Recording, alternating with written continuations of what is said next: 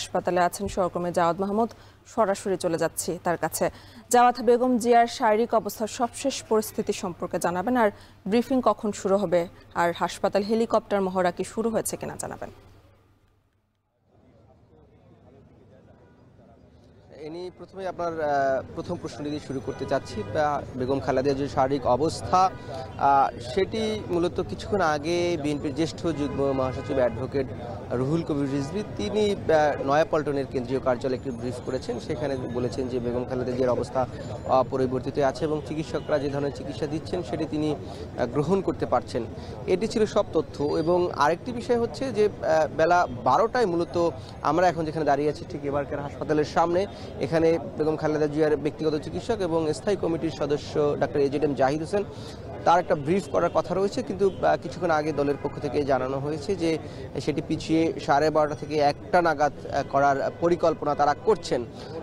যখন তার ব্যক্তিগত চিকিৎসক এই ব্রিফটি করবেন তখন হয়তো আমরা আরও বিস্তারিত জানাতে পারবো যে বেগম খালেদা জিয়া এখন কি অবস্থায় রয়েছেন এবং তার যে বিশেষজ্ঞ চিকিৎসক দল যুক্তরাজ্য থেকে এসেছেন সেখানের সেই চিকিৎসক দলের প্রধান ডক্টর রিচার্ড বিয়েল তিনি আসলে কি বলছেন, কিংবা গত রাতে চীন থেকে 4 সদস্য বিশিষ্ট একটি বিশেষজ্ঞ চিকিৎসক দল এসেছেন তারাই বা কি বলছেন সেটি হয়তো আমরা যেটি বলছিলাম যে 12টা-1টার মধ্যে যখন তার ব্যক্তিগত চিকিৎসক ডক্টর এজেডএম জাহিদ ব্রিফ করবেন সেটি আরও বিস্তারিত আকারে জানা যাবে। এবং এর মধ্যে কিন্তু যেটি শুরু থেকেই আমরা বলছিলাম, এর আগেও জানিয়েছিলাম যে বেগম খালেদা জিয়ার শারীরিক অবস্থা এখন যে অবস্থায় রয়েছে তার ডায়ালিসিস চলছে নিয়মিত।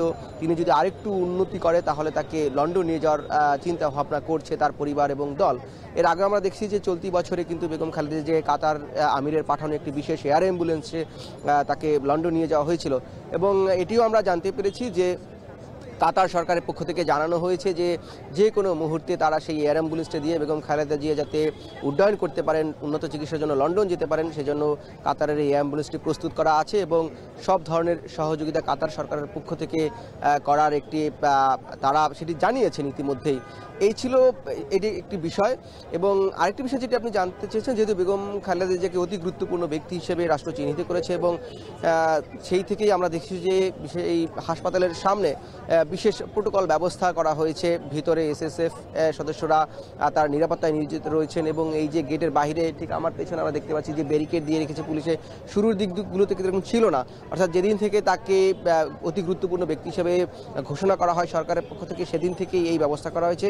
এবং এখানে পুলিশ সদস্য থেকে শুরু করে বিজিবি সদস্যরা, র্যাব সদস্যরা, আর্ম পুলিশ ব্যাটালিয়ন অর্থাৎ যেটিকে এপিবিএন বলা হয় সেই সদস্যরা সহ অন্যান্য আইন শৃঙ্খলা বাহিনীর সদস্যরা এখানে নিরাপত্তা জোরদার করছেন। এবং ছোট্ট করে যদি শেষ করতে চাই, যেহেতু এই প্রোটোকলের অংশ হিসেবে বেলা 12টা থেকে 4টার মধ্যে বিমান বাহিনী এবং নৌবাহিনীর একটি সেনাবাহিনীর একটি হেলিকপ্টার মহড়া হওয়ার কথা রয়েছে।